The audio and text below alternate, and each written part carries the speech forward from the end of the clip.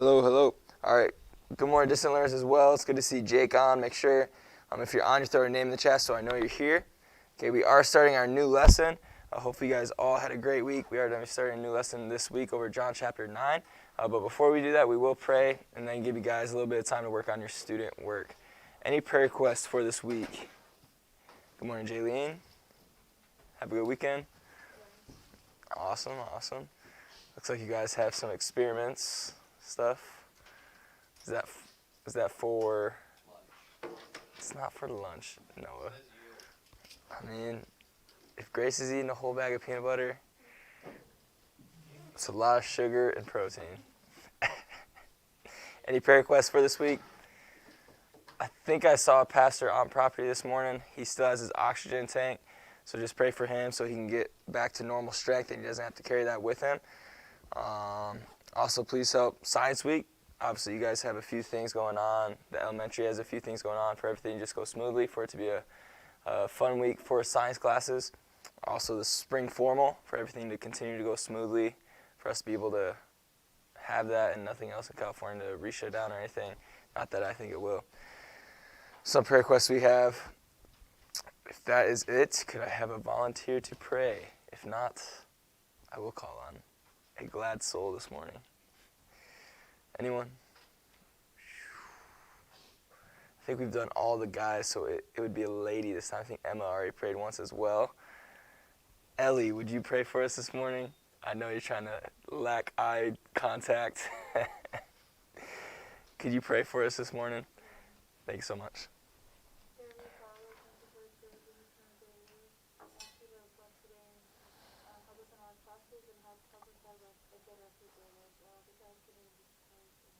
Amen. All right, again, we're starting that student work on lesson 21. Give you guys about 5 to 10 minutes to start working on that. That will be due Thursday. Some of you turning it in, some of you not. Make sure you're turning that in at least by Friday.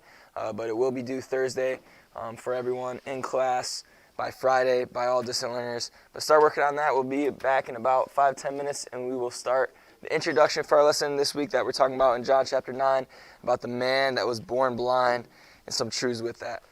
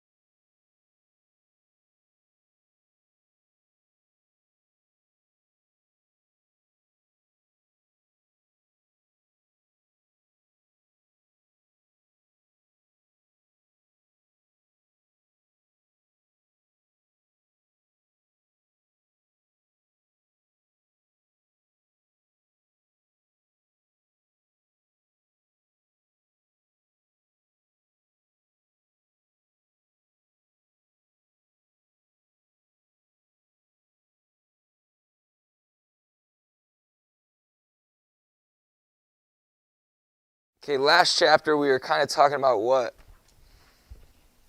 What was going on towards the end of chapter 8? What? Okay, we were talking about the woman. Okay, the Bible just recognized her as the woman. Obviously, yes, she performed the act of adulteress, or adultery, not adulteress. Okay, adultery. Okay, she was caught in the act. All that stuff happened. But the last verse, and I'm going to reread it in chapter 8, says this. Okay, then took they. Who's they? The Pharisees. Okay, they took up stones to cast at him. But Jesus hid himself and went out of the temple, going through the midst of them, and so passed by. Remember, there's a group of people. He was teaching them. Okay, they're going to stone him, and what does he do? Okay, he's thinking logically. Okay, let's get out of here. Okay, it's not my time to die, so I can't die here. So he leaves, okay, through the crowd, through the people, which is going to bring us to the beginning of chapter 9. Okay, verse 1. And as Jesus passed by. Okay, so when do you think this is happening in chapter 9? Yes, directly after. Okay, he leaves, he eludes this stoning of the Pharisees. Okay, and right after, that's where chapter 9 is starting, because we've seen in different chapters, okay, where it comes back and says after this or after this period of time. Okay, the different phrases we learn. Okay, this isn't a week later, a month later, a year later. This is right after. Okay, right going with chapter 8.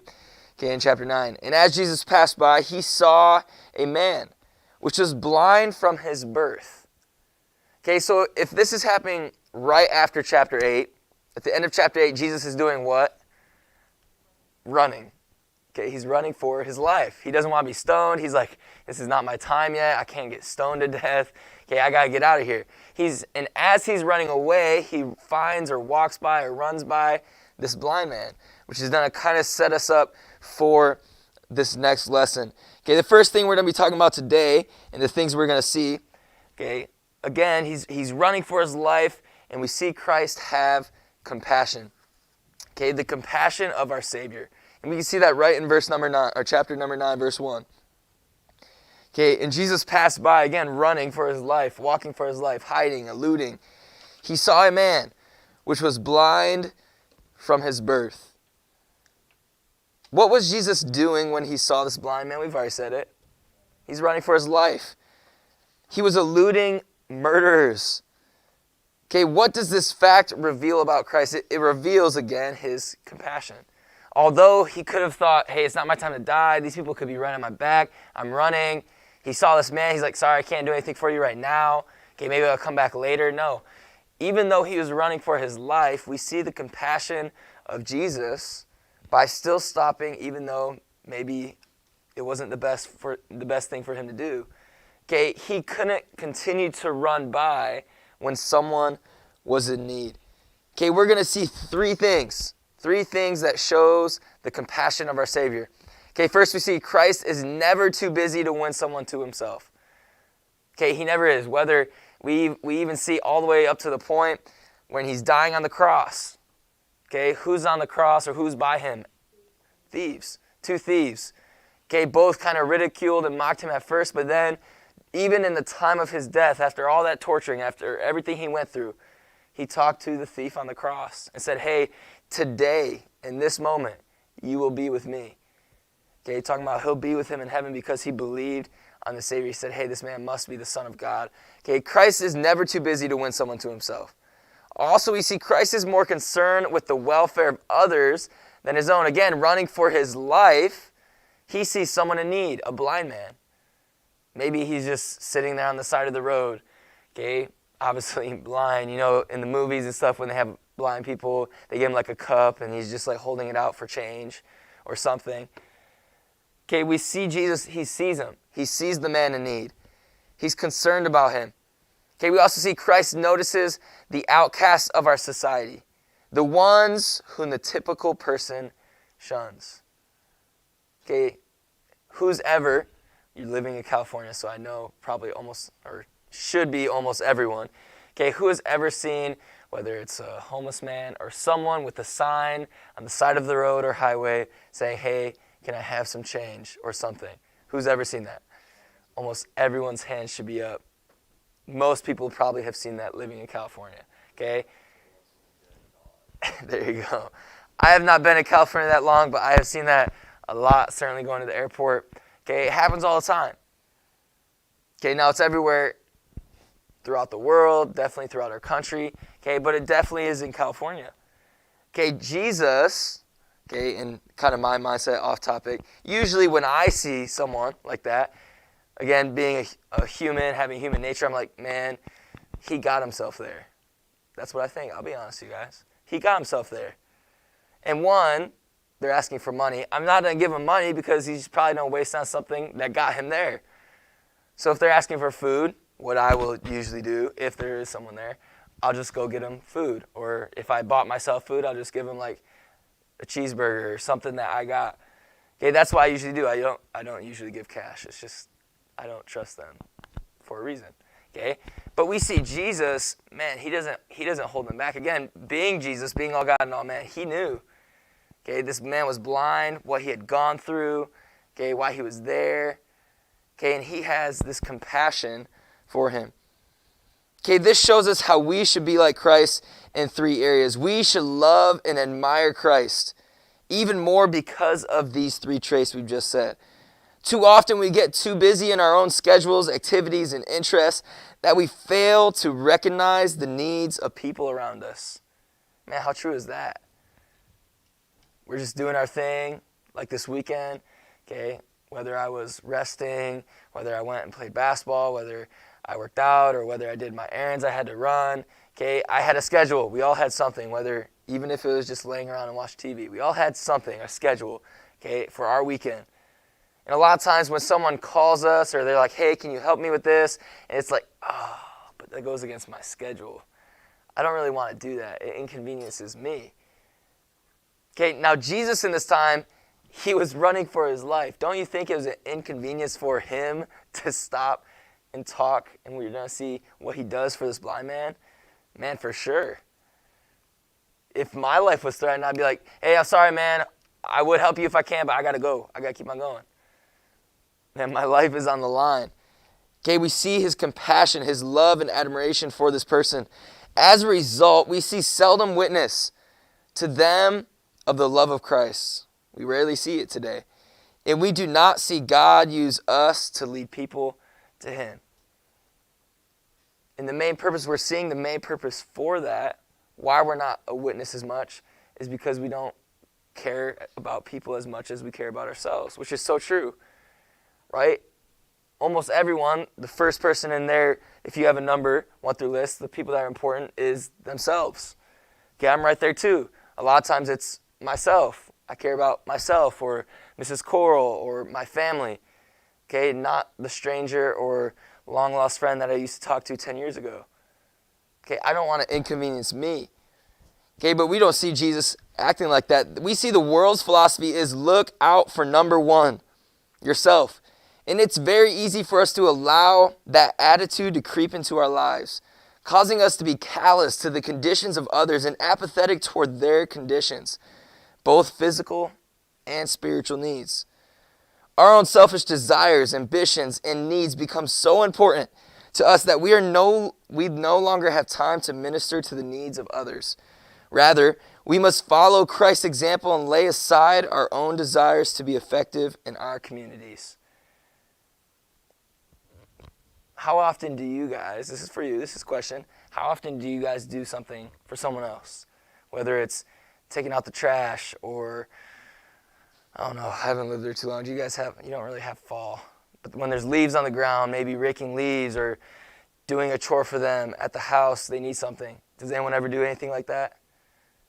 Some people will.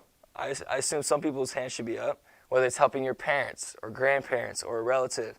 Okay, some of us, we do. Okay, we want to help people. But a lot of times, it's like, man, even when we do help, it's like, man, I don't really want to do that today. Why can't I just do what I want to do? Do we really have to drive all the way over to grandma's house and help her with that? Won't she be fine by herself? Does she need that right now? Man, those are the thoughts that we have a lot of times. I don't know about you, but that's the thoughts I have a lot of times. It's like, man, do we have to do that right now? Mrs. Coral's like, hey, we got to go do this. It's like, do I have to do that right now? It's Saturday. I'd rather just sit here and relax for a little bit longer. Okay, our focus in our lives a lot of times is about us. Okay, our ambitions, our desires. Okay, rather instead of having these selfish desires and ambitions, we must follow Christ's example and lay aside our own desires to be effective in and throughout our communities. Sometimes we're guilty not only of being too busy to care about someone else or to look out for anyone other than ourselves, but also showing a measure of pride when we ignore or refuse to help those whom others cast aside. We must remember that God sees all. He knows all and sees all. He cares about the person that's already saved and maybe he's doing well, and he cares about the person that's unsaved and doing the worst. He loves everybody. He wants the best for everyone. His pride did not hold him back in this story, and his pride does not hold him back in his effectiveness today in our society. Okay, God sees all of us as sinners, because we are. We're all sinners. We're all in need, whether we're a saved sinner or an unsaved sinner. Therefore, we are no better than those that we consider outcasts in our society. You know, just like I said, okay, sometimes when I see maybe the homeless person or someone that has a sign, I don't really feel pity for them. That's just who I am. I'm not, you can ask Miss Squirrel, I'm not a pity guy. I don't really pity people. I look at someone, if they're in trouble like that or they're struggling, it's like, man, what did they do to get themselves there? That's what I think, because I'm human. Okay, some of you might be a little kinder, man, I feel bad for them. Okay, I want to help them, but do you really do anything to help them? A lot of times, no. But we see God time and time again through his word. If you look throughout your lives, you'll probably see it in your own life and through maybe someone else's life that you know. Man, he cares about the worst and he cares about the best. He shows his love to the worst and he shows his love to the best. Okay, he doesn't care whether they're considered an outcast or whether they're considered a saint. We have nothing of which we are to be proud of. The Bible says all of our works, good works are but what? All of our good works are but filthy rags. Man, anything we do, even if we do good things, man, it's nothing to Jesus. It's nothing. He doesn't really care about that. We needed salvation just as much as that person or that outcast needs today. Okay, and having been saved, we have the God-given responsibility to share the good news to them. If Christ did so, how much more should we follow his example? We're going to see that through the story in this passage in John chapter 9. But among the few believers who do try to minister to the needy society, just like I said, hey, who helps people in their free time, whether it's your family or someone? Okay, I assume there'd be some people. Now, out of all of us, which ones of us really go out and tell others about Christ? Man, I'm just as guilty. I should be doing it a lot more than I do. Man, it doesn't matter whether we're at work, okay, whether we're at a grocery store. Is it hard to leave a tract or something, a piece of paper that has a verse on it that just shows the gospel? I don't even have to say it. I could just leave it. I could go through a fast food. Hey, can I give you this? Can you read this in your spare time? Did I really do anything? No. I just got food. And I gave them something. Man, but we could do so much more little things for Christ. Okay, some people do good for those in need around them, but they do it according or in a condescending manner that says, in effect, I'm better than you. And I'm even better than that because I'm doing this good deed for you.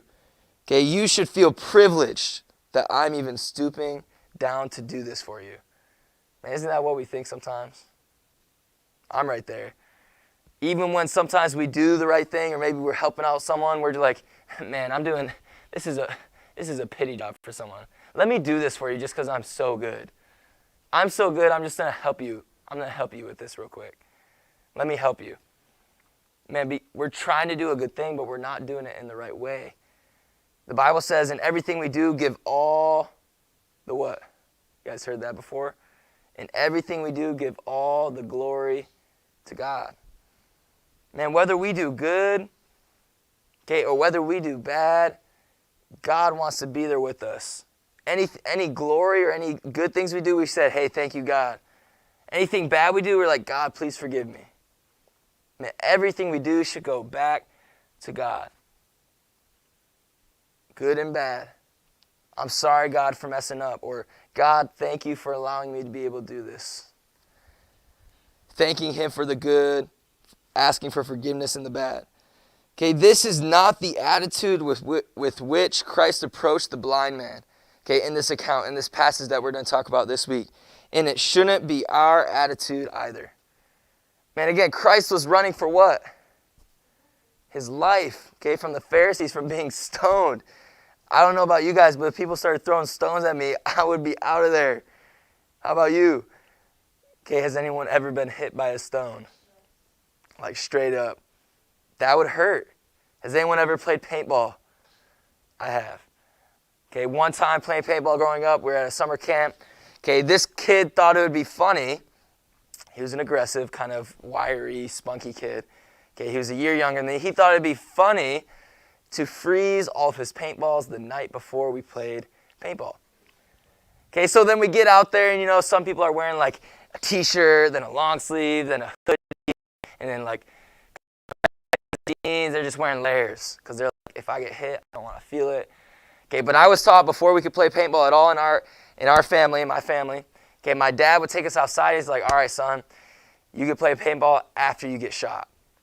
I'm going to give you 10 seconds to run, and then I'll shoot you. And how it usually work is like, all right, run, 1, and that would be my dad pelting us in the back with paintballs. That's how it worked every single time. If we wanted to play, we must be able to take the hit. Okay, so I had taken the hit before. I knew what it felt like. We're playing paintball, but this kid, remember, he froze his paintballs. So now instead of being these soft gelatin paintballs, when they hit, they splatter, you have like these rocks. And he shoots them at me. And I'm not wearing layers like I just said. I'm usually wearing like a short sleeve compression and a long sleeve. And then I'm usually just wearing like sweats. That's what I wore. Okay? And we're playing and he shoots and it's like excruciating pain. Like it hits and it's like, I think I just cracked a rib or something. And it hurt really bad. And it was just a frozen paintball. That's not even a rock. A rock is much denser and harder, as you guys know. So I could never imagine, we've talked about how stoning, we think maybe like they took these little rocks and just started chucking them at people. But really stoning was large rocks. Like it would hit you and crack and crush the bones. That was the purpose of it. You would bleed out or die from the crushing of it. And we see Jesus, this was happening to him. People were trying to stone him. He was running for his life, and we see today the introduction, the compassion of our Savior. Whether our life's going good or bad, man, it doesn't matter what the situation we're in, whether we're in a rush or not, there is always, Christ is giving us an example here, there's always time to stop and tell someone about him. As we're going to see, Christ stops to tell this blind man, obviously he has a physical need. He's blind. He can't see. He has a physical need. But we're going to see, as Noah said this morning to me, we're going to see also the more important part, the spiritual need. Okay, what Christ can do for him, which is so much more than just heal his eyes. Okay, but teach him and tell him about him being the Son of God and all the things we've heard before. Okay, but that's it for today. Tomorrow we're going to be talking about kind of different people throughout this week. Today was our Savior. Tomorrow we'll probably be talking about the disciples. And then obviously the blind man again towards the end. But that is it for today. Okay, for homework. Okay, all we'll have is write our verses 4 times each. And our verse for this week is John chapter 9. And we actually haven't read it yet, but we will be reading it tomorrow. But John chapter 9 and verse 4, just one for this week. Shouldn't be too bad. This is our verse. It says this. John chapter 9 and verse 4. I must work the works of him that sent me while it is day. The night cometh when no man can work. Okay, I'll say it again. This is your verse for this week. I must work the works of him that sent me while it is day. The night cometh when no man can work. Okay, obviously, what is that night he's talking about that's cometh? Like the end times. Okay, when there will be no more time to actually do things. Whether we're going to be ascending and he's going to call up all the saints and we're going to ascend up with him up to heaven, okay, or we're going to go to hell.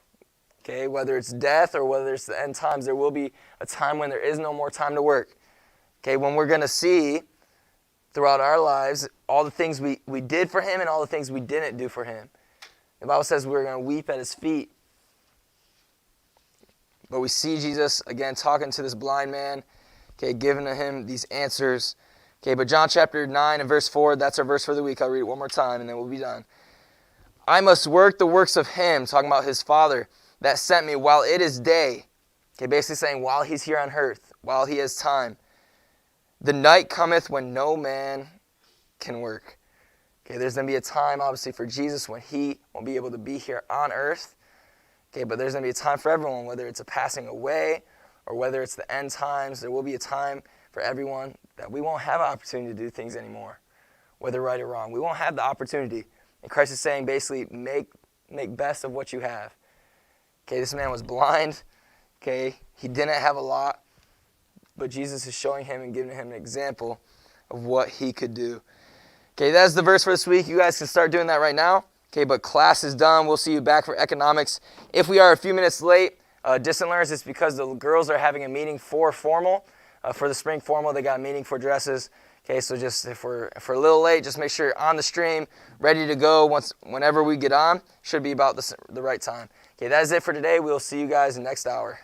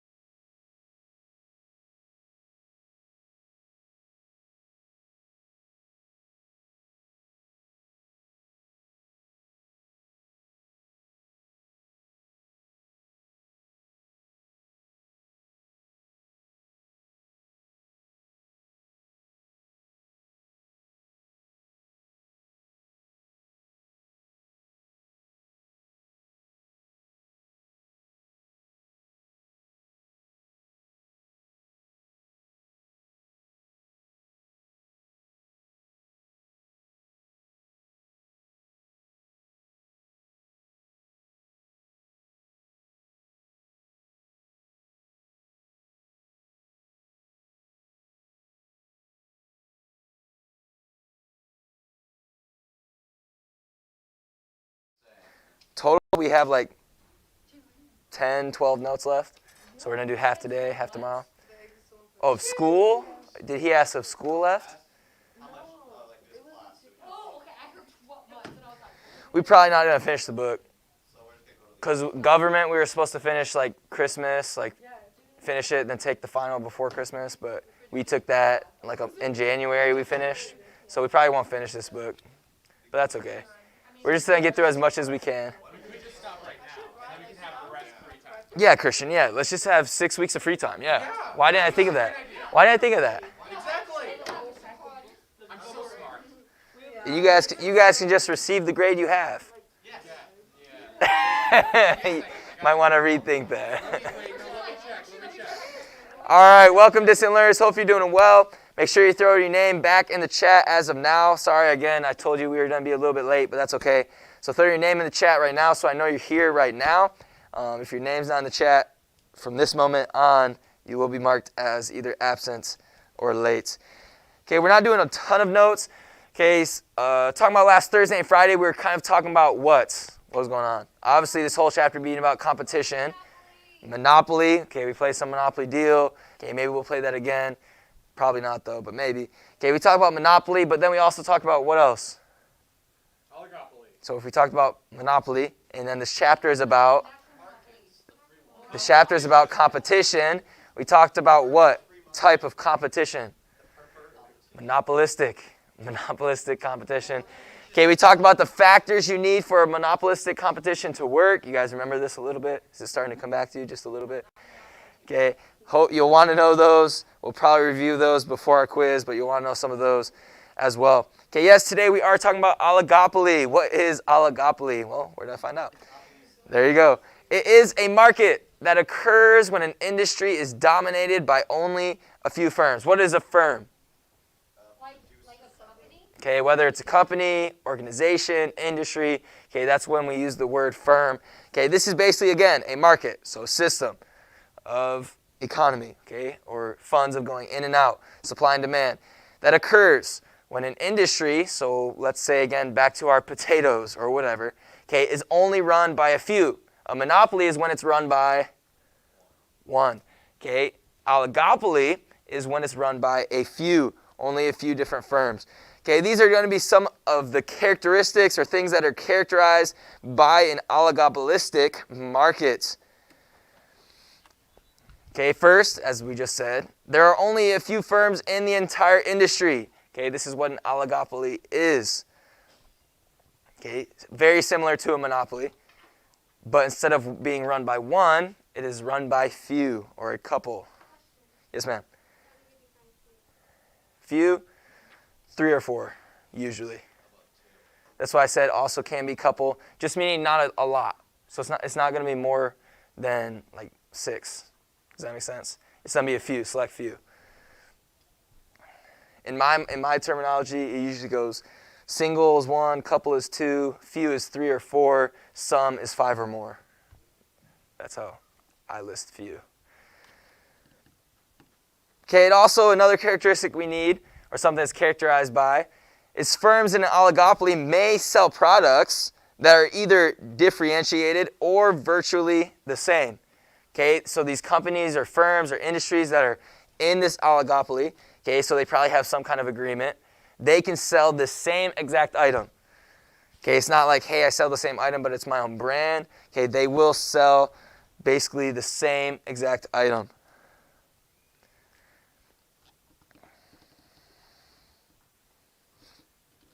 And lastly, we have the potential firms are discouraged by the existence of significant entry barriers. Which we're going to learn a term to kind of what happens when it's not. Okay, but we see potential firms are discouraged by the existence of significant entry barriers.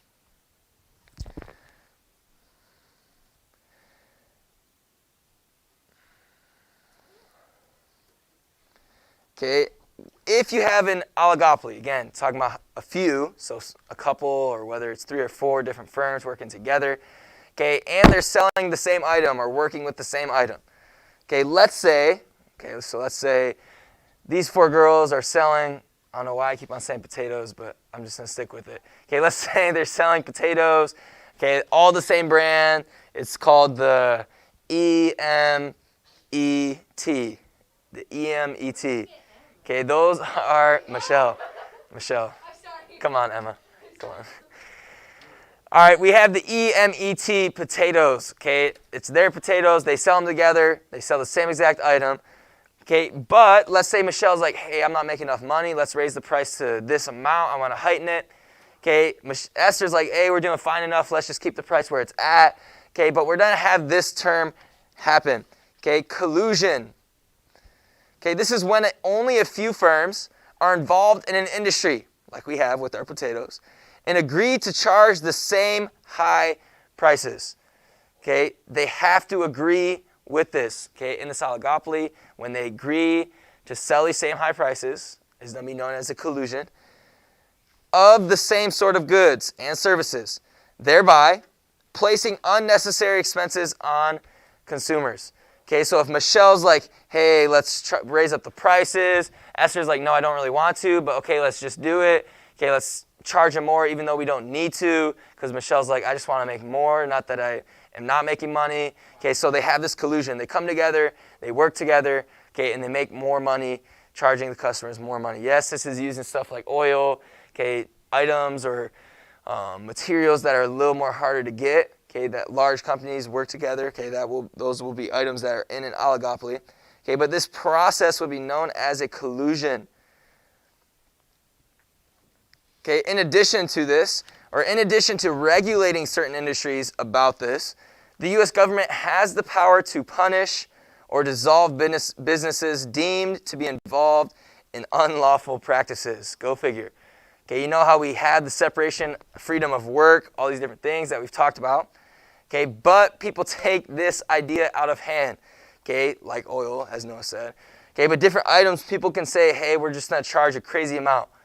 Okay, where it's not even realistic. The government can step in and say, hey, okay, we can basically take away your privilege of being a producer and seller, okay, because you are really charging way too much. Okay, you're a ripoff. This is not realistic, that kind of stuff. This is when the government can jump in and regulate these different industries. Okay, we know that because of an act that was made in 1890 for a little bit different reason. Everyone go with this one? Yeah. Okay, the Sherman Act of 1890. This is the first and most important antitrust law. It made it a criminal offense to monopolize or restrain trade. Okay, basically when industries would control something, whether it's a monopoly or oligopoly, okay, whenever they would basically restrict to whatever they want, okay, this act was made. It was known as a criminal offense to monopolize or restrain a trade.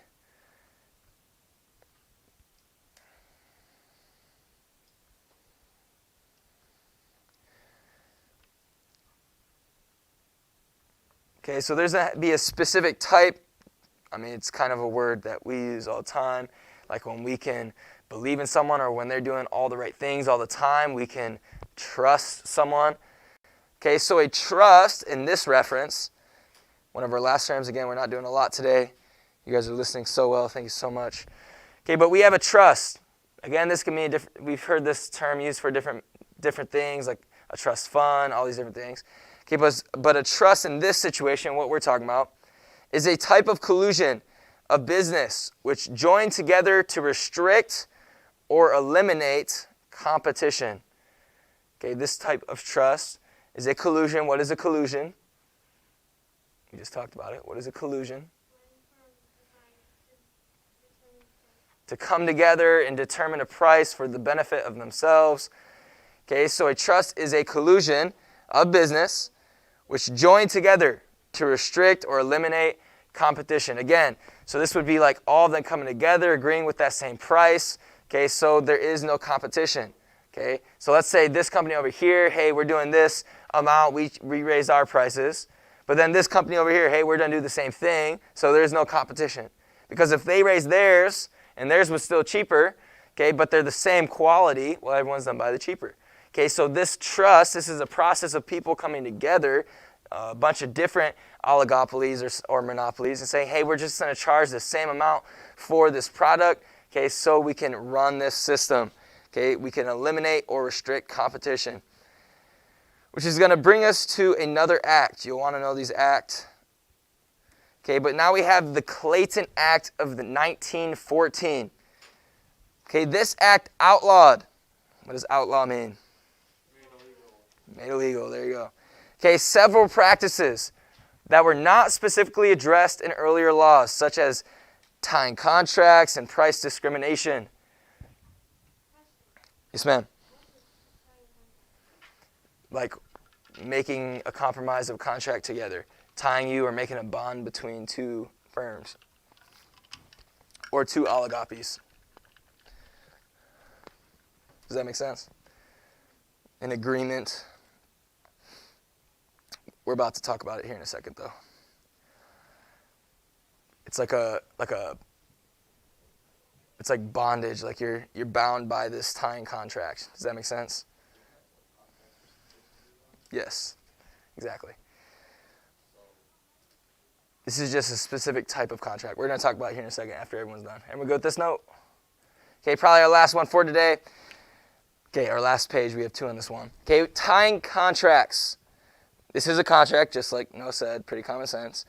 Okay, to force the consumer to buy a certain product before he can buy the product he really wants. Okay, basically this is saying, hey, you have to buy this product. Okay, a tying contract, you have no leeway. You're bound by this contract, which is any contract.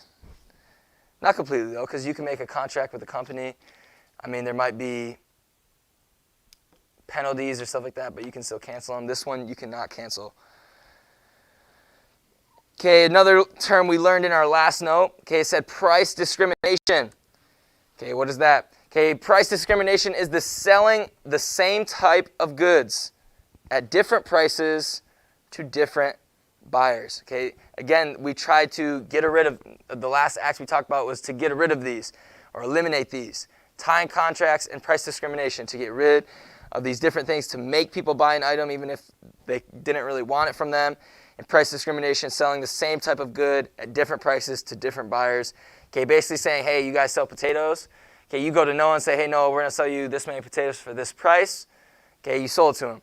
But then you go to a different customer for the same item, and you're like, hey, we can get more out of Ellie. She just doesn't know as much, so we're going to get more out of her. Okay, but for the same item, same product, same amount, okay, we see this price discrimination. Okay, but they want it, obviously, as a company, they want it to be equal, so that Act of 1914 was made. Okay, tomorrow we're going to talk about a little bit more. Again, I told you today was going to be real quick. Okay, about Federal Trade Commission and different things off of this. Okay, we talked about monopolies now. Okay, oligopolies, how they work, how everything go with them. Okay, some things that are dealt within them because of them. Okay, some acts you want to know on our quiz, and we'll review before we take our quiz anyways, which we'll probably review, finish the notes tomorrow, review tomorrow, okay, and then have our quiz on Wednesday. Thank you, Kylie, Christian, for throwing your name in the chat. Jacob, make sure you throw your name back in the chat so I know you're present for this class. Okay, but that is it for today. There will be no homework today, so you guys can have an off day, relax on that. Whoop, whoop. Not that all of you do your homework anyways. Okay, but that is it for today. If you have any questions, let me know.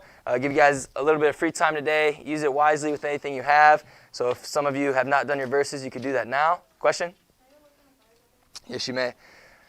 Any questions?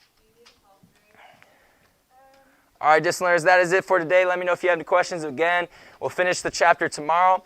We'll probably have homework tomorrow and then review for quiz as well. Have our quiz on Wednesday and then start our new chapter on Thursday. Hopefully you're doing well. We will see you tomorrow.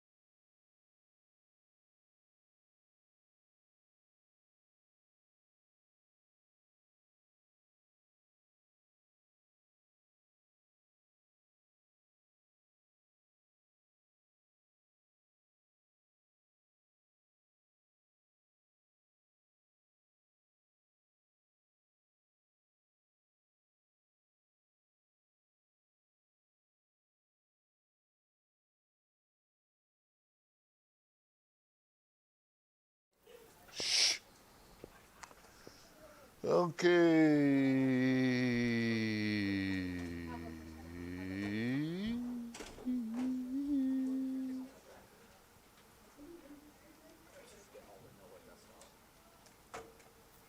teacher only, that's what the point is.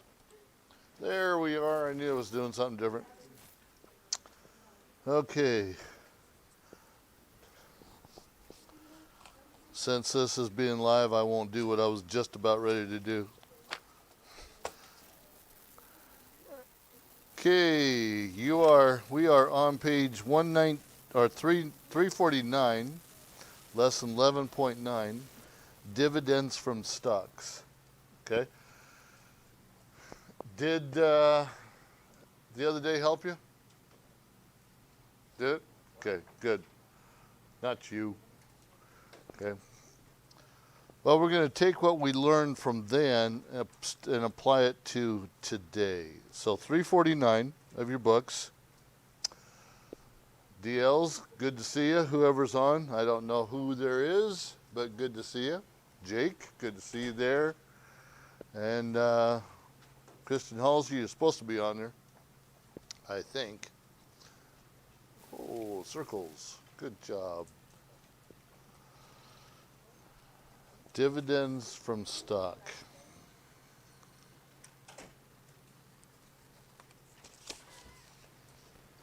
Now, as a stockholder, as we kind of found out the other day, a stockholder is basically a part owner of a corporation. Okay? A part owner of it. The corporation, the business will sell their stocks to whoever wants to buy them. And if you buy a stock in that company, that means you have so many shares, however many shares you want to purchase, and you are that much of an owner of that company. Okay? And so that's how companies kind of make some of their money, is that they sell their stocks, etc. But on the other hand, if you buy a stock, then periodically through the year, you will get a dividend. A dividend is just a return on your investment into that company. Now, profits are distributed by the company or the corporation to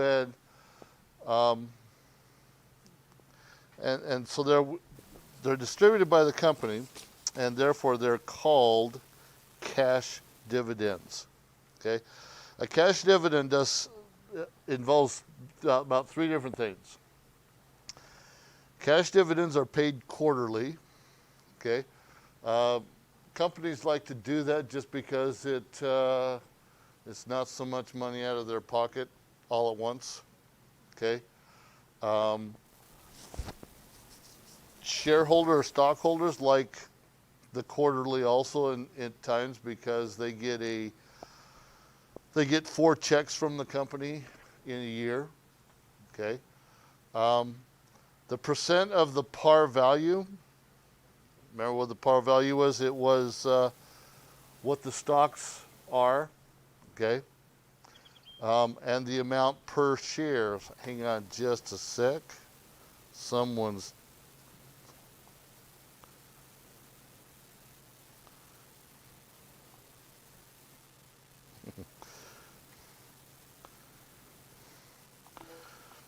Mr. S just sent me a reminder that I needed to be in here, because a few classes ago, or a couple weeks ago, he asked me to come in and sub for you guys. And I just got so wrapped up in what I was doing that I just totally forgot about it. So my apologies to everybody for that. But you survived. You guys had a free hour that hour. Anyway, so cash dividends, they're paid quarterly. It's a percent of the par value, okay? And it is 1/4 of the annual declared, okay? So whatever that annual declared is, all they're doing is dividing it by 4, and that's what you are getting on a quarterly basis. Now, look on page 349. There's a blue section. Okay? Shh. The following steps are used when a corporation issues a cash dividend. Number one, the corporation board of directors declares a dividend. They declare how much you get paid. Not all corporations declare a dividend each year. Number two, the corporation sets a dividend rate per preferred share of stocks. And so remember, there are preferred stockholders and then there's common stockholders, and we're going to work with both of those here in a little bit.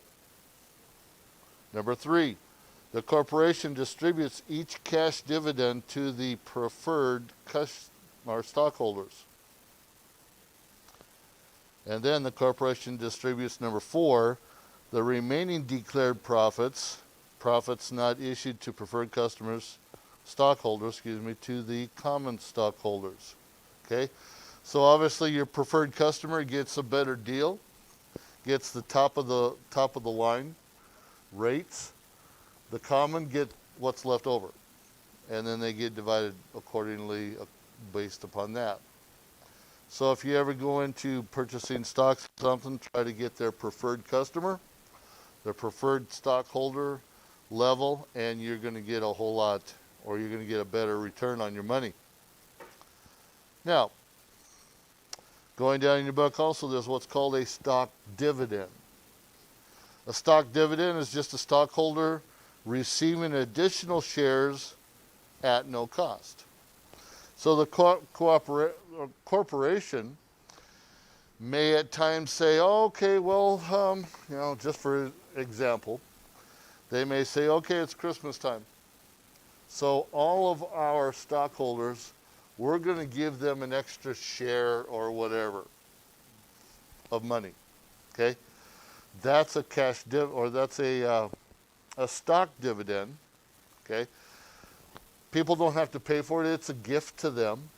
So they receive that, and it's just a kind of a added bonus thing. Okay? So let's look at the model problem here. It says Sidney Platt owns 150 shares of Terranigyan stock. Okay, and you pronounce that name. Terranigyan declared an annual dividend of $4.30 per share. Here's what we got to try to find out. A, how much was Mr. Platt's annual dividend? Remember, when it says annual, that's once a year. If Terranigyan paid, I'm just going to say Terra. If Terra paid quarterly, how much did Mr. Platt receive each quarter? Okay, so look what they're doing. It says to find the annual dividend when the rate is given as an amount per share, multiply the amount paid annually per share by the number of shares owned. Okay, so they've done it for you. $4.30, that's the annual dividend, times the shares that were owned, 150. And so annual dividend she's going to receive as $645. Okay. Now B is trying to figure out the quarterly amount. So we're just taking the $645 divided by 4 to get our to get what each quarter is. And so each quarter they're getting $161.25 for each quarter. Okay? All that kind of makes sense, at least a little bit? Okay. Page 350. Edna Faircloth owns 86 shares of $100 per par value stock. The corporation declared an 8.5% annual dividend. So what you got to find is her annual dividend and her quarterly. So they took the $100, the par value, times the percent of 0.085, which is 8.5, and got $8.50 annual dividend per share. Okay. Now, So we got to take that $8.50 per share times the 86 shares that she has, and they came up with $731 for their annual dividend. Okay, and so now just the same process, taking the 731, dividing it by 4, gives her a quarterly dividend of 182.75. Okay, so quarterly, like I said, it just helps put some money in your pocket every 3 months instead of having to wait till the end of the year where you can use it. It also helps the corporation because they can take that money that they're not paying you. In the bank, they're receiving a percentage of income off that money, so it helps them in the long run too. Okay, number 3. The Coop Corporation declared $260,000 dividend to be paid to the common stockholders. The corporation has issued 130,000 shares of common stock, so finding the dividend per share is just what they did. They took the grand total, 260,000, divided it by the 130,000, and so for each share, they're paying $2 for each of those shares. Okay? Simple mathematics in that case. Okay? Stop me if you have a question on this, okay?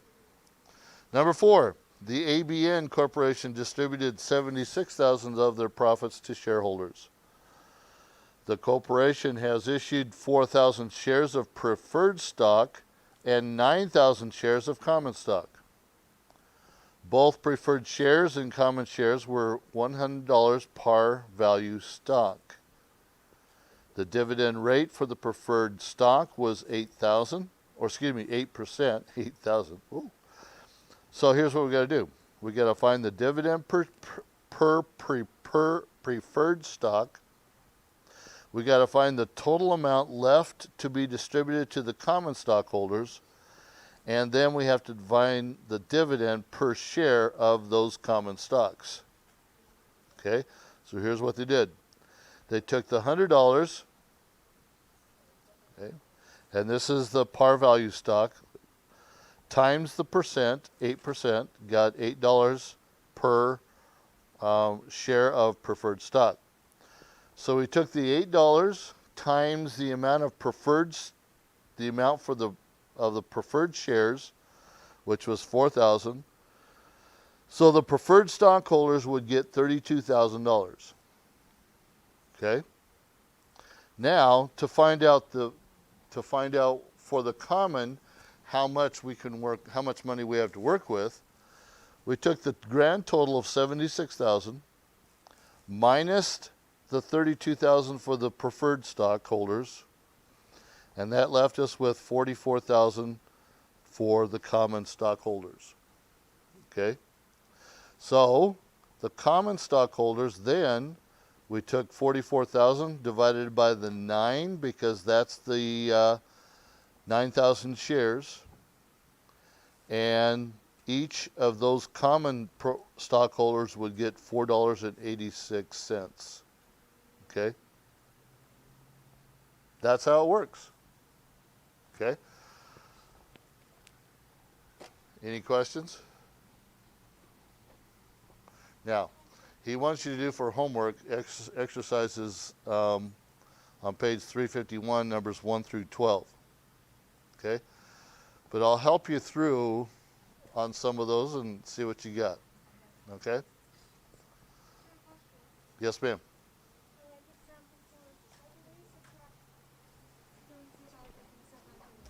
I'm sorry. You know I always ask you twice. The 44,000?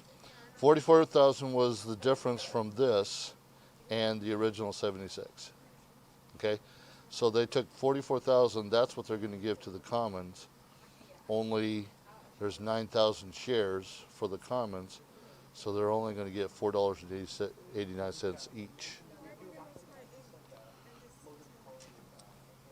Because it's $100 per par value, so we're taking what it's going to be per stock times 8%, so it's going to be $8 per stock.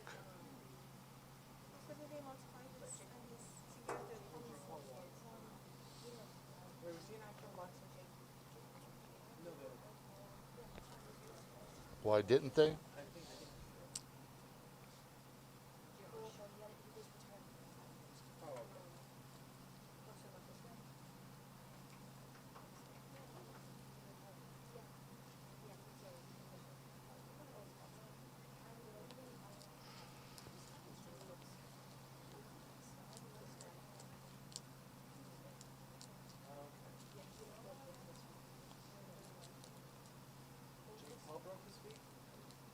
What is $8 times 9,000? 42,000? Is that what it is? Do you have a calculator handy? I'm just curious right now. So go ahead and work. Yeah, be working on your exercises. I'll come back here and help you in a little bit.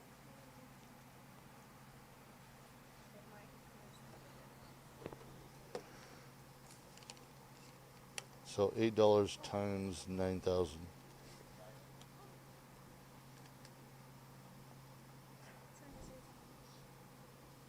$72,000. Okay.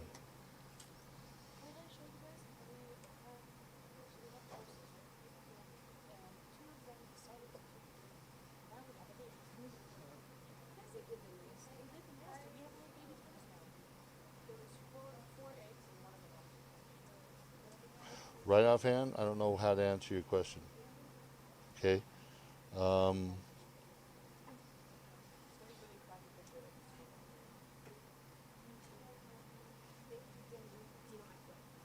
know for one thing they're not asking that over here, so I don't know. I don't know. Right offhand. Okay. Sorry.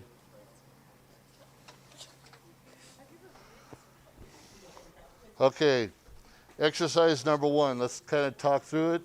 Make sure you're doing things right here. So we got shares of 200. We got a dividend per share of $1.44.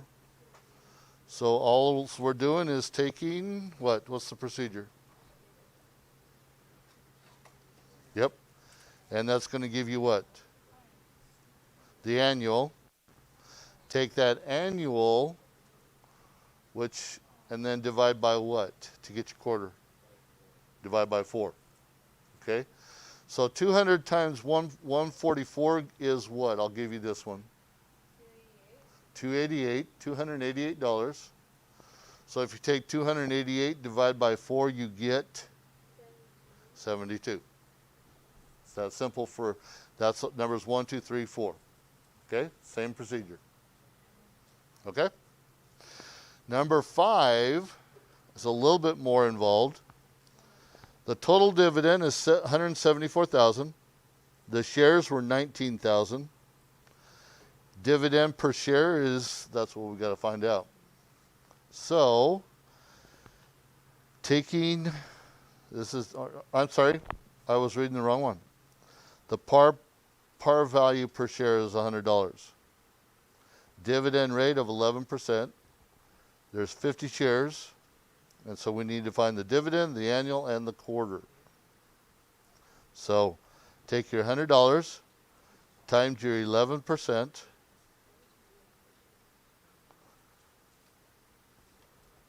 Take that answer times your 50.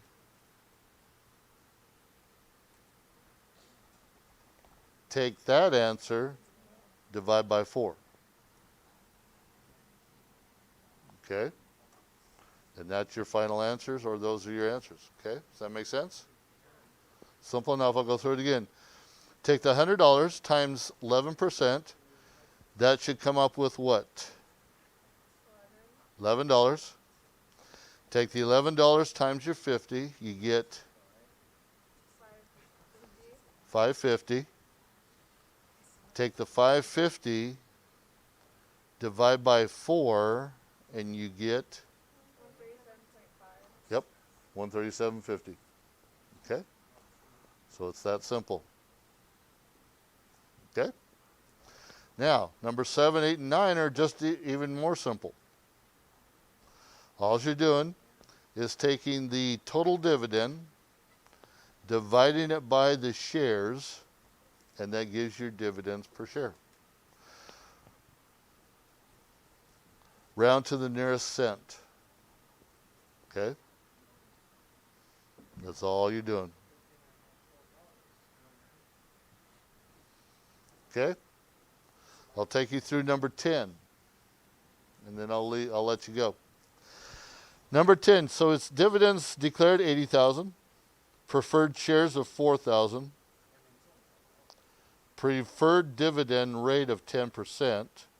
So we need to find the total preferred, the total common, and the common dividend per share at common shares of 9,000.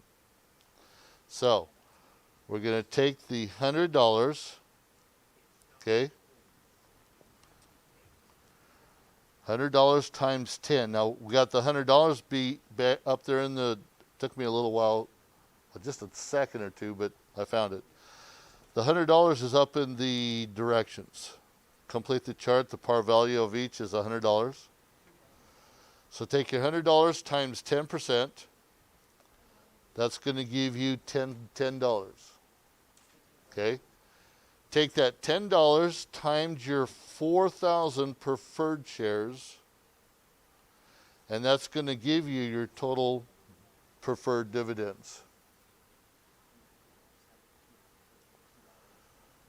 Now, take your total preferred dividends, subtract that from your dividends declared, 80,000, and that gives you your commons.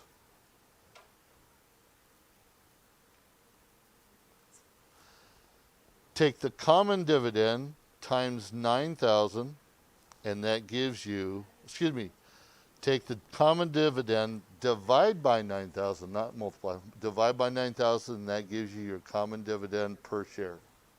Okay? Now, see what you came up with. So number 10.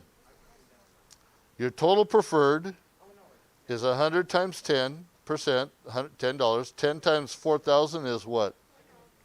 40,000.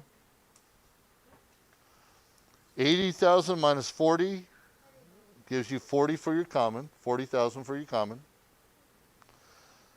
40,000 divided by the 9 common shares gives you how much per share for the commons?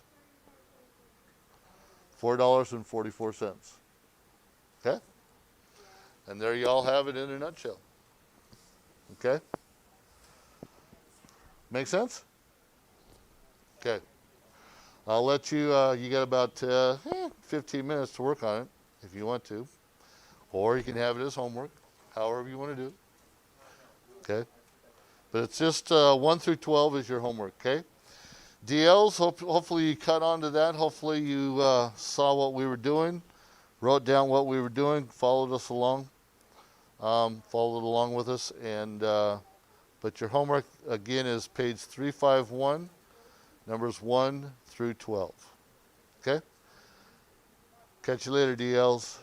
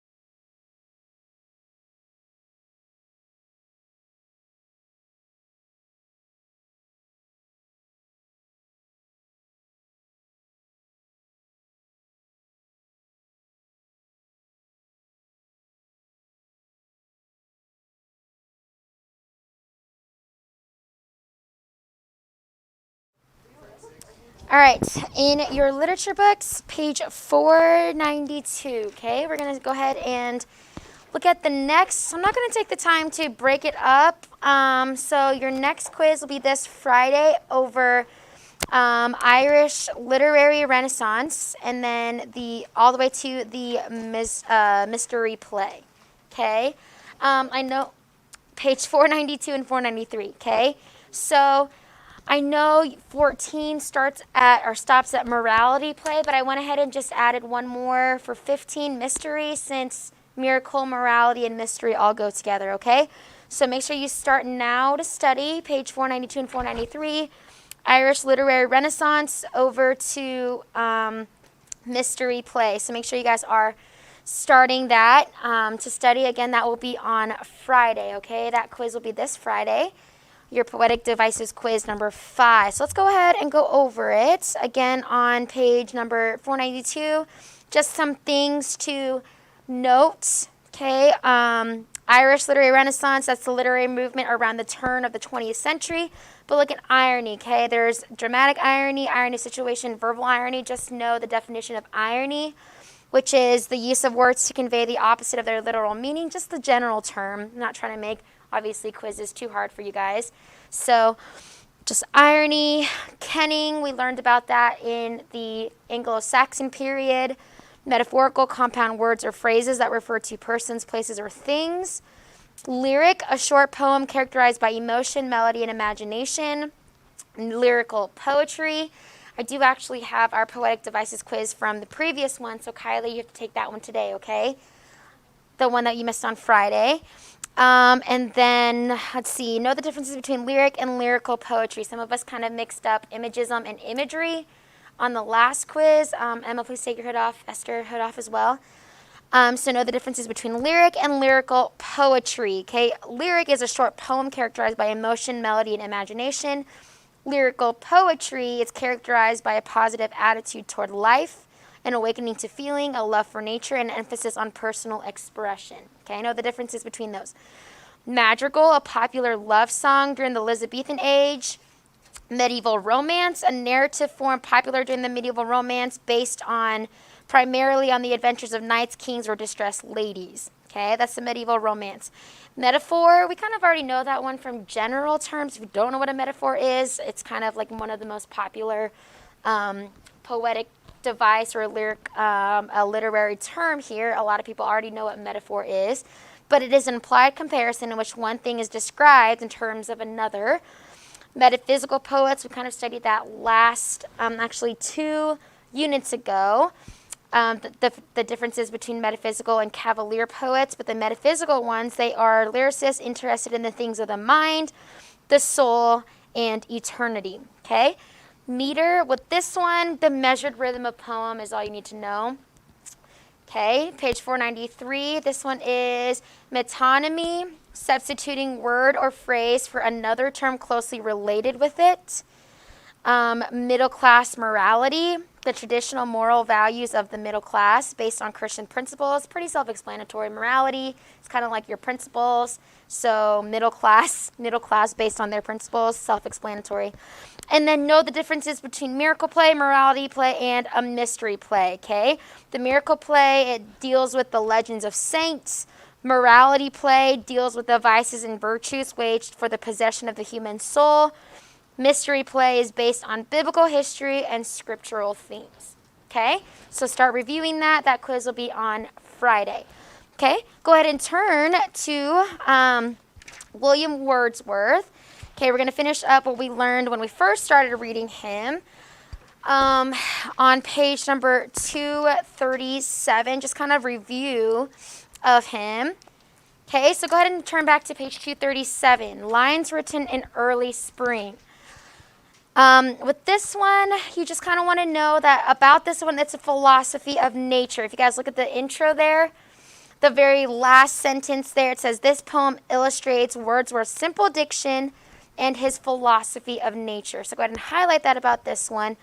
Lines written in early spring. And again, in this poem, we kind of see his more reliance on pantheism rather than on God. If you don't remember what pantheism was, just sort of review, pantheism is where they kind of leave or they believe in nature as God rather than obviously God. The false idea that nature is a part of God. They worship nature rather than the creator. On page 237, Christian. Okay, so we see this throughout the work. It says, if you guys look in the very last, second to last paragraph, line on the left-hand side, line number 11. 'Tis my faith, okay, that every flower enjoys the air that it breathes. If you guys look, he describes the flowers, he describes the birds. But look at this, okay, the last stanza here.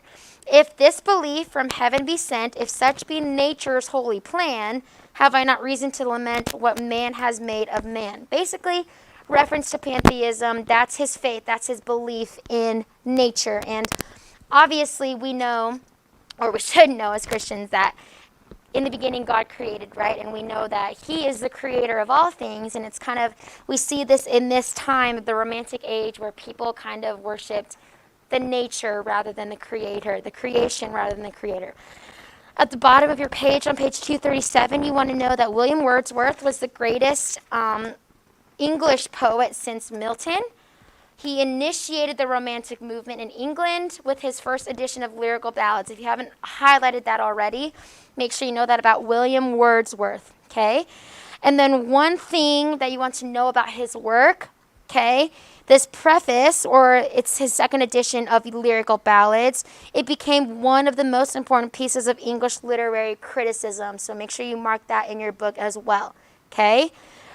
He wrote a preface to his second edition, and that actually became one of the most important pieces of English literary criticism. He also has been called the world's supreme poet of nature, so know that about him as well.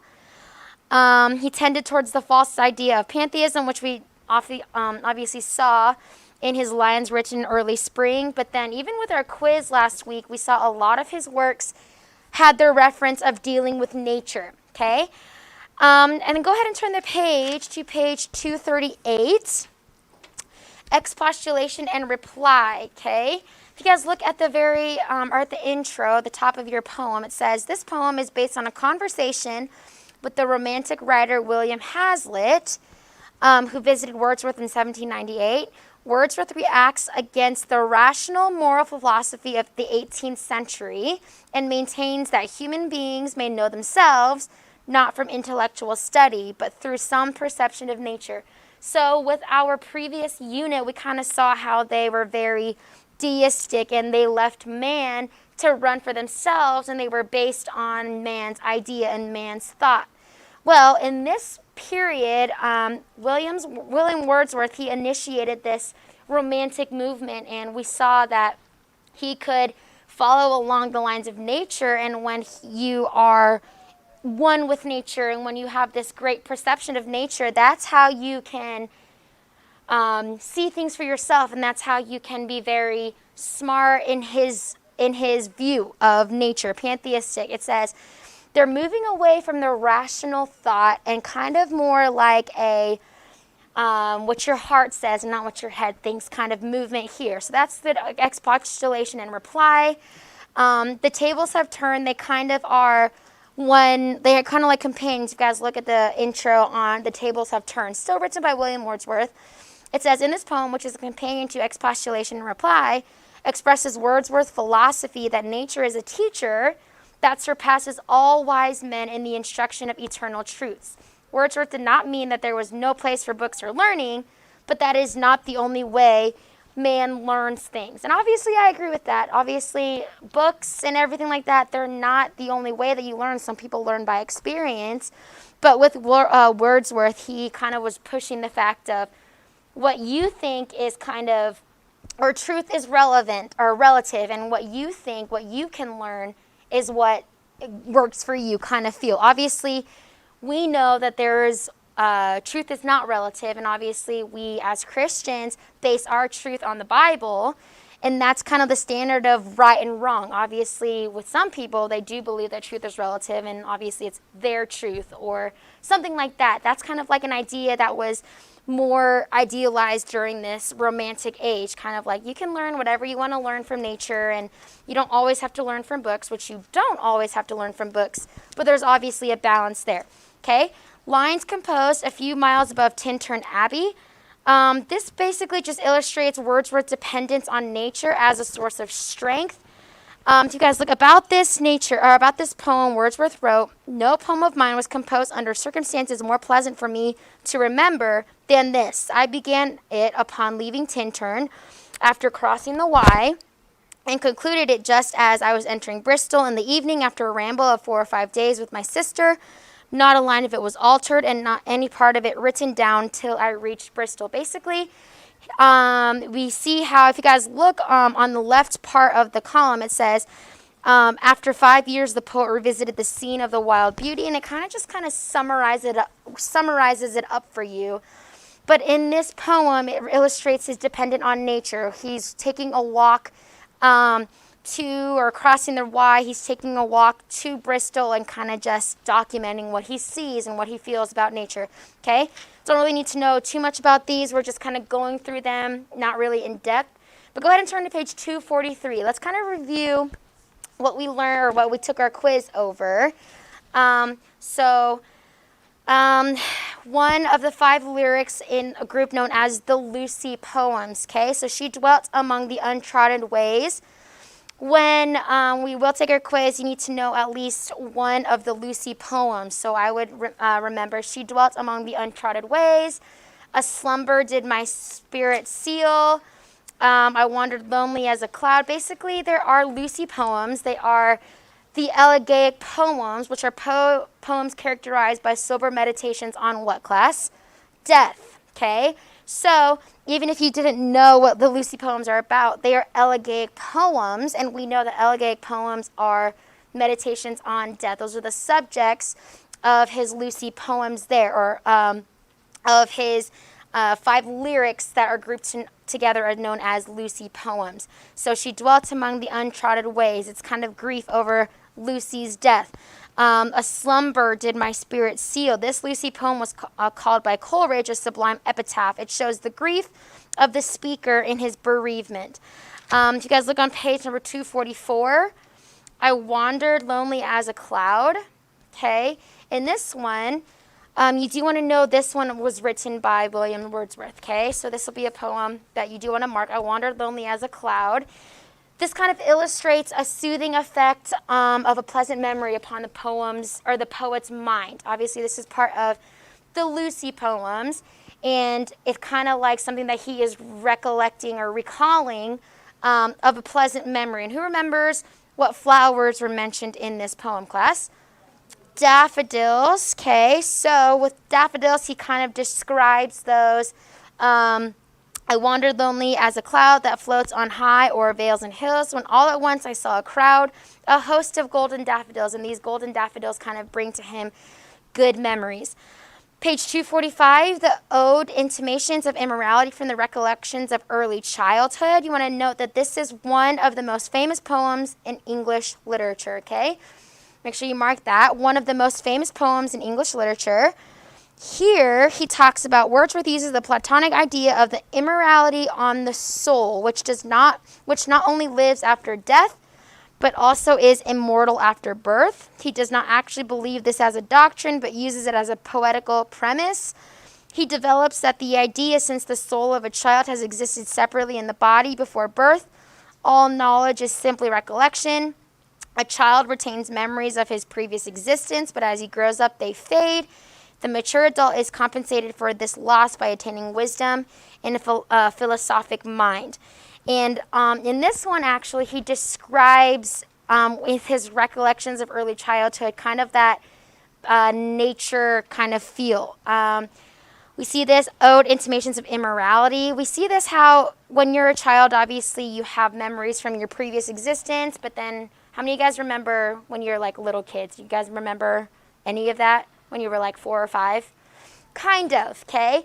That kind of is the truth here today, and we see that he kind of, he depicted that in this poem where he mentions, some things that children may remember, but then as they grow, obviously they fade.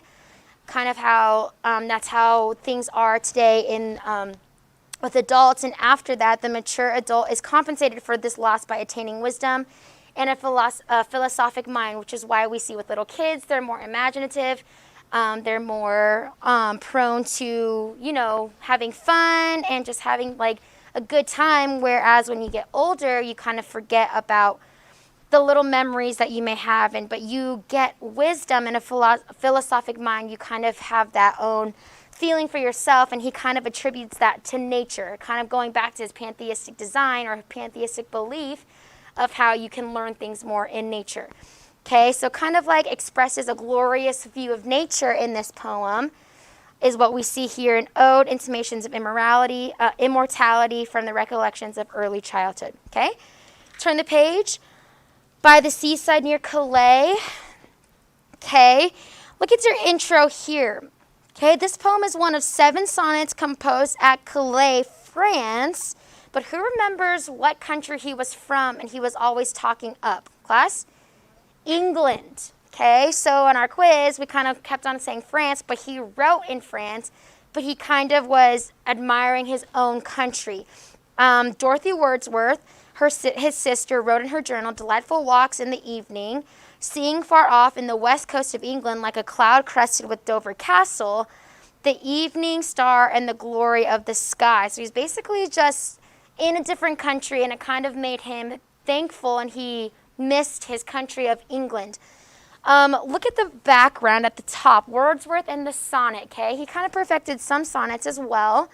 Obviously, we know William Shakespeare was the one who really perfected it, but since John Milton, Wordsworth was someone who was really famous in England. He was one of the most famous ones after. Look at your background. After John Milton, no other poet wrote powerful sonnets until those by Cowper. Following Cowper were Wordsworth, Coleridge, Shelley, Byron, and Keats, who made substantial contributions to the sonnet literature. So now we're going to be talking about different sonnets here. Among these, Wordsworth's work is by far the most significant, not only in nature and variety of the subjects treated, but also in the manner of composition. He became the greatest sonnet writer to appear since Milton and composed over 500 sonnets. Wordsworth restored the sonnet to the place it held in Milton's time. Wordsworth's careful writing and concise writing were the prerequisites for success with the sonnet. The care which he exercised in pruning, recasting, and correcting his workmanship is seen in the frequent alterations of the text. Many of them cover the period of a lifetime and preserve for us the changing moods of the poet's mind. So basically your book is saying how Wordsworth, since John Milton, we know John Milton, he was one of the greatest writers of all time in his age. Since him, Wordsworth was kind of someone that was his follower kind of after being one of the greatest writers in England. Okay, so by the seaside near Calais, we know that he was writing about England. It is a beauteous evening, calm and free. It just kind of develops a peaceful, gentle mood as he describes walking at sunset with his daughter. Just kind of some background to that. If you guys look on page 248, he was talking about Dover. Sat on the Dover cliffs and looked upon France, where we could see the shores almost as plain as if it were but an English lake. Again, Dover, in this case, he was in France, near Dover, September 1802. Written in London, September 1802, and London, 1802. Written in London, Wordsworth, who had high moral expectations for his countrymen, deplores the artificial and idolatrous life that was typical in the 18th century. So in this poem, written in London, he was kind of saying how, in this one, he was realizing how the morals of his country were kind of less than admirable, and that was kind of his opinion on that. It says he had high moral expectations for his countrymen, and if you guys look, it says, "Oh friend, I know not which way I must look for comfort, being as I am, oppressed to think that now our life is only dressed for show." Basically, kind of their morals were not really, they were just kind of surface. They weren't deep. London, 1802, Wordsworth celebrates John Milton in this poem, just kind of a tribute to him. Page 249, great men have been among us. It is not the thought to be of to a skylark. All of these are just more sonnets that he wrote. And great men have been among us. It contrasts the great Puritan age in England, which produced great national leaders.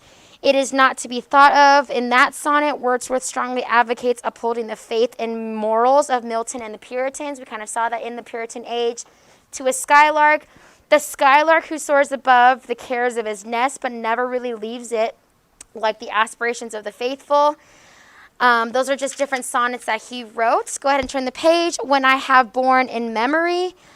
At first, Wordsworth has fears for England, but later he is ashamed of these doubts. He expresses patriotic feelings for his country, as a husband and father would express feelings for a wife or child. That's just talking about the last of his political sonnets, basically. We see that he has patriotic feelings. He loves England, another one of those, like we just talked about in By the Seaside near Calais.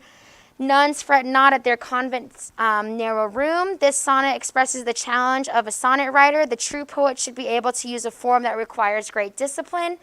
Wordsworth develops the central idea that the prison unto which we doom ourselves, no prison is, by using 6 examples of contentment found in a certain type of work or activity. Just kind of explaining the sonnet and being able to use the sonnet form while writing something about that. Okay? All right, go ahead and turn the page. All right, I'm not going to make you read the whole story of the Rime of the Ancient Mariner, written by Samuel Taylor Coleridge, but just know about this work. The Rime of the Ancient Mariner at the very top has been called the greatest of all English literary ballads. Okay, you want to know that about the Rime of the Ancient Mariner. Okay, and then as we go on tonight for homework, I want you to read page number... what's it called? Page 270, page 271 to 273. Just some other stuff about Samuel Coleridge Taylor Coleridge. We'll go over a summary of the Rime of the Ancient Mariner sometime this week. Actually, I think I might be gone tomorrow because of volleyball. I think I'll be here tomorrow because our game tomorrow is at 3 o'clock. So we'll be here tomorrow, but we'll go over a summary of this tomorrow.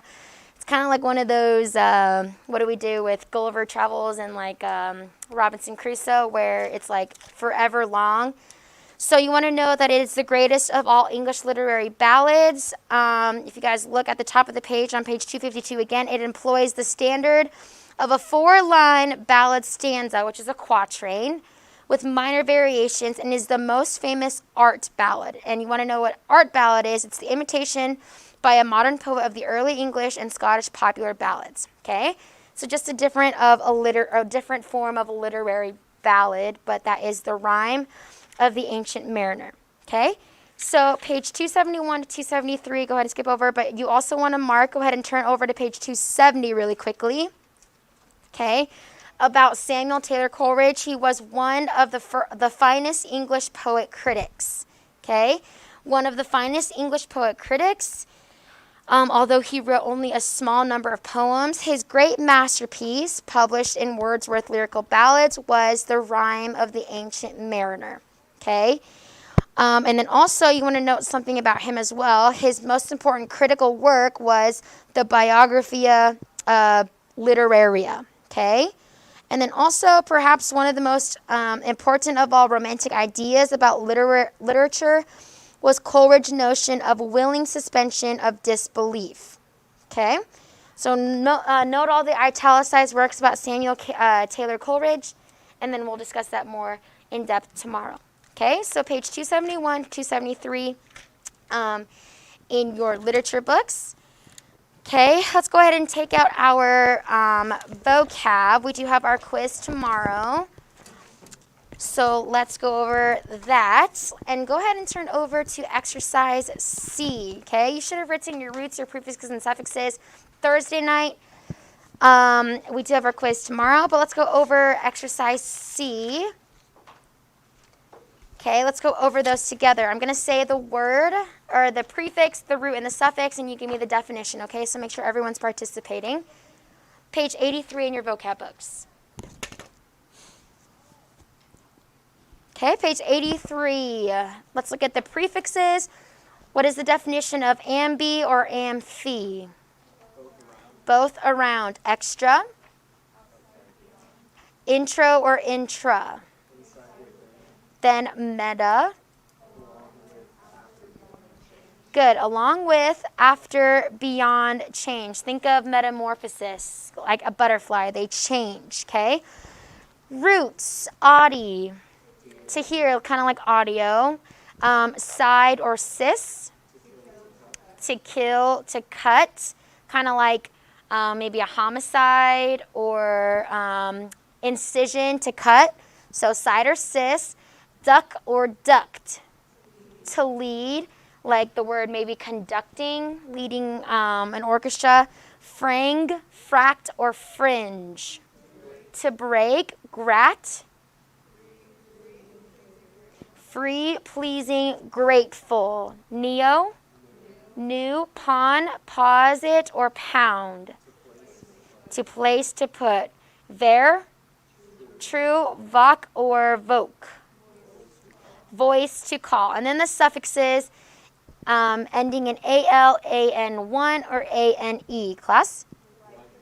Like, pertaining to, ending in AN2. IC or ICAL. Like, pertaining to, ID, ILE, INE, or ISH. Pretty easy this week with the suffixes, like, pertaining to. Okay, let's go ahead and do number 2, the word analyzer, or the breaking words down, okay? What is inter, class? Okay, actually, this one's not one of our works, but I'll go ahead and give everyone, if you already worked ahead, awesome. But I'll give everyone a chance to answer. So go ahead and work on those. Look in the back of your book or in the front of your book for prefixes. The roots, if we haven't gone, if they're not this week's, and then ending in the suffix from previous weeks as well, okay? Then we'll go over it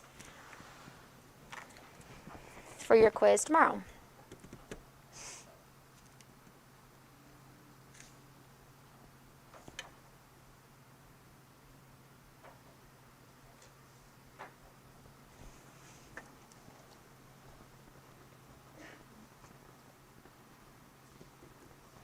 Okay, who has one? Enter, Michelle? Between, among. Class, what is this week's root word? Posit? To place, to put. Then we have a past week of ION. Who raised their hand and tell me who has this one? Esther? State, quality, act of. Okay, so what would be interposition, the literal meaning? Who has this one?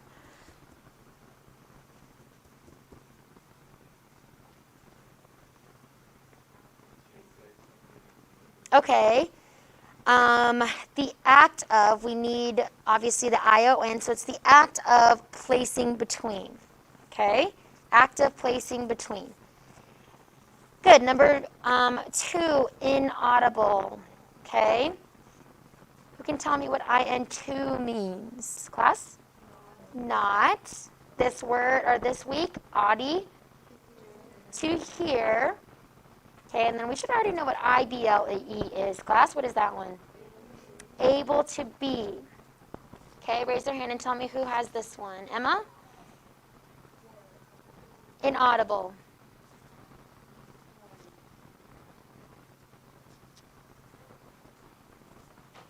Just put it together, okay? We have not, we have to hear, and then able to be. You can do it, okay? Use that big old brain of yours. What is it, Emma? Sorry, Emma, I can't hear you. Not being able to hear or not able to be heard, okay? Not able to be heard. Not being able to hear is you're deaf. Okay? And then introductory. This one should be pretty easy. Class, what is intro? That's this week's word. Inside, within. What is duct? To lead, and then ORY1. Who has this one? Noah? Like, pertaining to. Okay? So introductory would be what? Esther? Okay? Pertaining to leading inside or pertaining to leading within. Okay? Introductory. Make sure you're studying those. That will be your quiz on your quiz tomorrow. List number 10, your vocab words. Make sure you're looking over those as well. I do have some of your reports. Okay, obviously, Christian, I'm still working on yours. And then for those of you who sent it to me, I'm still working on yours as well. So I think that would be Tori and Jaylene. Who else emailed me their report? Okay, so if you didn't, make sure that you do so that I can look at it so that it can be prepared for your final.